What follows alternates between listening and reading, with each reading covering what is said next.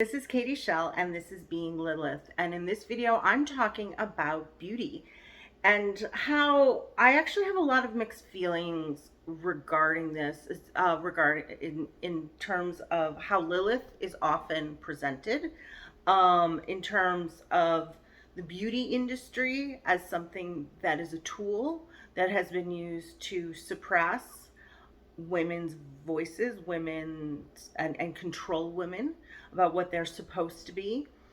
Um, and when I say women, I mean it, yeah, what women are supposed to be, what it is supposed to be like to look like a woman, what it is supposed to. So if you look if you look a certain way, you are a woman. If you don't look a certain way, you are not a woman. And that these cut and dry sort of boxes that have been created by a patriarchy in order for us to conform. And then again, that is, I mean, anything that is done by the patriarchal structures is something that is done in some way to limit the expression of the feminine, whatever that looks like, whatever that feels like, however that comes out. It all comes out in different ways. It's that that is what is happening, because that's what patriarchy is designed to do. It is designed to um, suppress the feminine in order to grow in this kind of linear way that we have been programmed to believe is the most important. There will be some more. Again, every video, everything has 20 different tangents, and there's another thing that I'm working on right now where I will be talking much more about the divine masculine, divine feminine, um, masculinity and femininity and gender roles, that have been assigned by the patriarchy, and how all of these different things, how these are all different things and different ways to discuss. So with this video, we are focusing on the beauty industry as in terms of its ability to, as a tool of the patriarchy for suppression. It's about conformity. It's about making certain people less than. It's elevating you based on something that is sometimes unattainable or undesirable. You're whatever. Like, there's a million things. Like, you have to look a certain way in order to be approved by society. That's the problem with the beauty industry. However, it is also a way for us to express ourselves. Beauty is a way for us to show. It's like decorating our home or decorating a wall. It is or our clothes. I mean, there's all sorts of things that we do to express ourselves, or creative self-expression. I happen to be, I always kind of weave in a little bit of astrology here and there. I am a Leo ascendant, and Leo ascendant means I like creative self-expression is one of the key phrases regarding Leo. And so that's something that I want to put out there in the world, is that is something that I show up as. Our first house, our ascendant, is about our first impressions, and I want to show my vibrancy. I want to show my vitality and my creativity when I walk into the room. I want people to be able to see that. So it doesn't mean that the beauty industries or beauty desiring to do whatever, fashion, makeup, nails, whatever it is, isn't inherently a tool of suppression. It's an art form. It's an art form. It's part of who we are. One of the things that prompted me to do this video is that I have been, as I did my nails for the first time in forever. Like, I really have no clue when the last time I did my nails was. And the reason I haven't, is time, energy, priorities. Like, no. Seriously. Like, if you chip a nail, especially if you've got a real color on them, you have to fix it right away. You have to keep them, like, and money, like, if you're getting your nails done, and then you have to like sit and let them dry, so and you can't use your hands for forever. And I'm like, no, no, this isn't happening. And then all of a sudden, I saw somebody um, who always had their nails done, and it was a kind of a rebellious act in a way, but it's just them being themselves, and it's something that I realized that I wanted to express myself. I wanted to put more colors on my skin and my body, because I wanted that vibrancy out there. And there's no right or wrong way to express ourselves. There's no right or wrong way to that we can physically put ourselves out there. Um, but there's a lot of people telling us that there's a right and a wrong way. And that's where we find that line can be crossed, where this an industry built upon making people feel insecure about themselves, or making people feel like there is something wrong with them, rather than helping them enhance who they are and bringing out the parts of them that they want to express, are a, are create this kind of philosophical conundrum that I have dealt with, that I've had to work with a lot, especially with the work I do. I teach belly. I don't teach it as much anymore, but I've taught a lot of belly dance, which is about, we adorn ourselves, and I put on a lot of makeup. When I'm teaching belly dance, I've got like lots of eye makeup and lipstick, and I've got jewelry on, and I'm adorning myself in those ways because I want to celebrate my body. I want to celebrate who I am. I'm not doing it for anyone else. I mean, in a way, when I'm teaching, I'm doing it for my students because I'm creating an environment.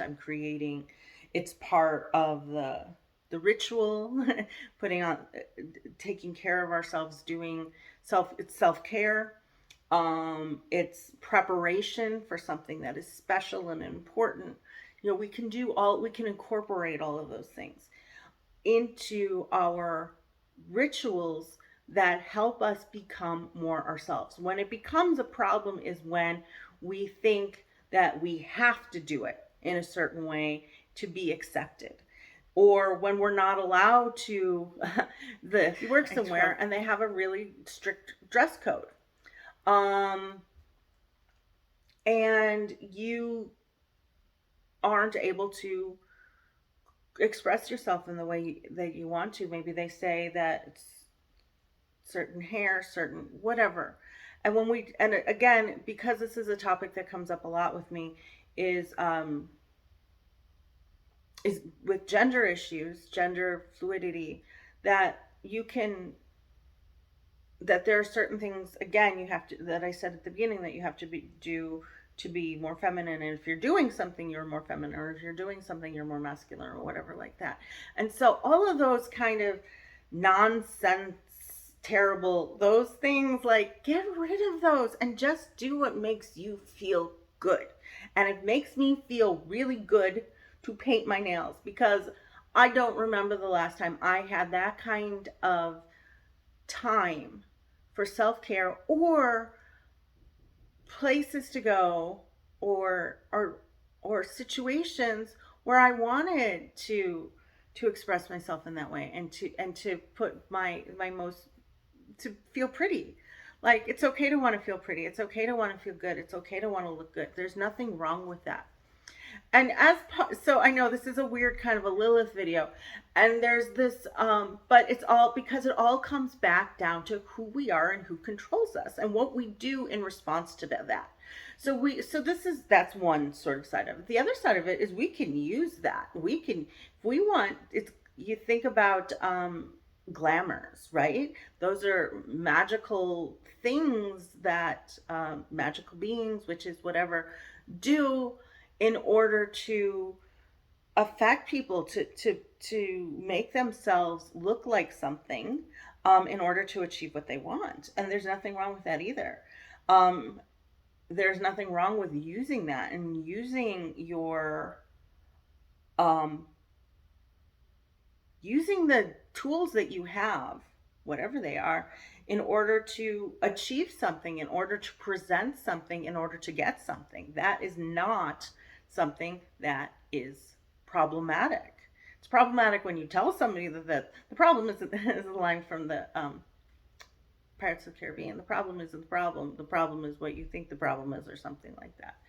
Anyway, it's the idea is the thing that I'm talking about right here is that it can be a power move. It can be something that we do in order to attract more power, in order to present ourselves in a certain way to become stronger, more powerful, and that can be criticized too. That it's so why do we criticize people who wear more makeup or less makeup, or try to, or use plastic surgery, um or whatever? I have a lot of mixed feelings about those things, because I think when we're doing them in order to conform, it's a problem. When we're doing them in order to express ourselves, it's fine. But there's also this kind of third thing: when you're doing it in order to achieve something, when you're doing it in order to attract something, when you're doing it in order to shift the narrative, in order to shift the energy around you. And so I think that we can acknowledge that as part of the process and part of the reality of being powerful and being strong. Like, I could sit here and do magical incantations and write and set intentions and go out there and put all of this energy and effort into attracting something. But I can also put on the clothes and the makeup and dress up the part and go out and get something for myself, because it is something I need. And it doesn't have to be, it can be anything.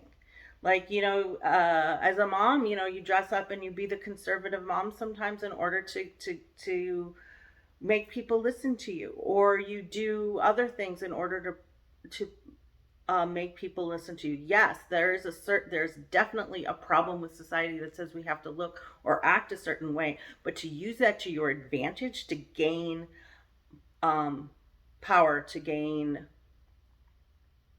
not authenticity, to gain the upper hand, or to just whatever it is that you're seeking. If you're doing things, do the things you need to do. Like, don't be ashamed of that. Don't be ashamed of anything. Like, of desiring something and making conscious choices for yourself that allow you to attract that, whether it's through because of self-expression, or in order to turn the change the narrative, change the tables, and change the way that you are perceived. Because perception is everything. And it's fine. Again, there's no right or wrong way, and we're shifting that now. Shifting standards of beauty: you're better, you're worse. This is like, that's again nonsense. And I will get into. And so the other thing that I wanted to talk about with this is Lilith herself, and how Lilith is often presented in the world, in art, and that we often see her as depicted in this kind of hypersexualized, hyper or gothic sort of way. And there's nothing wrong with that, and embrace that if that's one of the things that you are embracing. But that's one narrow definition of what an empowered woman looks like. And I very much am resistant to that. I am very much resistant to this idea that in order to be powerful, we must be beautiful, or in order to be yes, yeah, and sexually desirable, and we can be in a lot of different ways. But that we have to have that, she's like oozes this kind of sexuality, which is wonderful and great, and I am not arguing with that, an important expression, and letting that be as alive as we want it to be within us, because it's a critical part of being a physical being on being a human on the planet is our sexuality, and embracing that without any sort of restrictions or shame or guilt or anything else. But it doesn't mean that that is not the sole purpose of our bodies.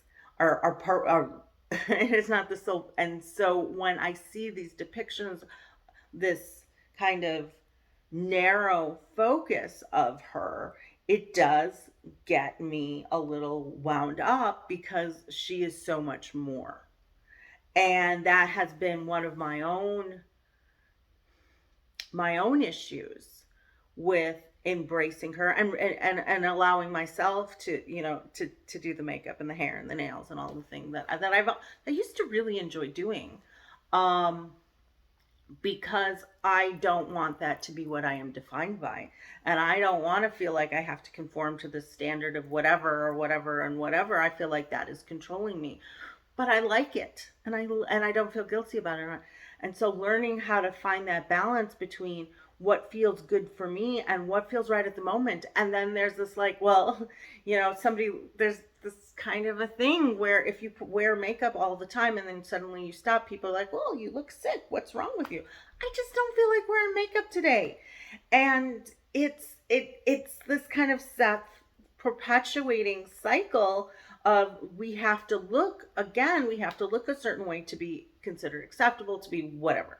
So because so much of that, I have found, has been infused into the art of Lilith, I had been very resistant to embracing, and allowing myself to call her energy in. But as she has been coming in through me and speaking to me and asking me to shift this narrative about her, that it's about being whatever it is we want to be in any sort of moment, and throwing all chains and all needs of conformity away, which can include, um, resisting conformity and resisting this. How do I say this? It can sometimes, being ourselves means that today we're one thing and tomorrow we're something else entirely, and we don't have to be the same thing every day. And if today I'm dolled up and I haven't worn, and I don't plan on wearing high heel shoes anytime in the future. Like, my feet like comfort. I like being able to move. I like being able to walk. These feet will not be wearing stilettos or tall heels. I might feel like really something and put on a 1 inch heel or something like that in the future. But I cannot see myself doing that again because I want to be comfortable. And but I like doing the other stuff, but sometimes I don't. And that's okay too. So my whole point of this is, do whatever the heck you want and enjoy your body. Enjoy your body. Use it as a way. That's what all of this is about. Enjoy your freaking body and use it. Experience it in all of its fabulousness, in all of its mundaneness, in all of its expressions, and let yourself put that out there however you want to put it out there. And if you change your mind the way you want tomorrow, change your mind, and don't let anybody else tell you how to be. I don't care why they're telling you not to be that way. If they're telling you have to be sexy to be sexy, if you're telling you you can't be feminine, if they're telling you you have to be more subdued or more brighter, smile. Are they telling you to smile? Fuck them. So, if that's why somebody's telling you put on makeup, fuck them. If it feels good, put it on. If they're telling you not to wear it because it makes them uncomfortable, because it makes somebody else uncomfortable, you're wearing makeup, fuck them too. So, anyway, that's my spiel on the beauty industry. The beauty industry is a tool. In summary, the beauty industry as an industry can be a tool of oppression for all sorts of expressions of the feminine, and a way to control the feminine. However, when we use that for ourselves and we use that as a tool of self-expression, and we do not allow ourselves to be defined or controlled by it, then we can do whatever the fuck we want, because that's what we're here for. All right. Thank you very much. Hope this helps. Have a great day.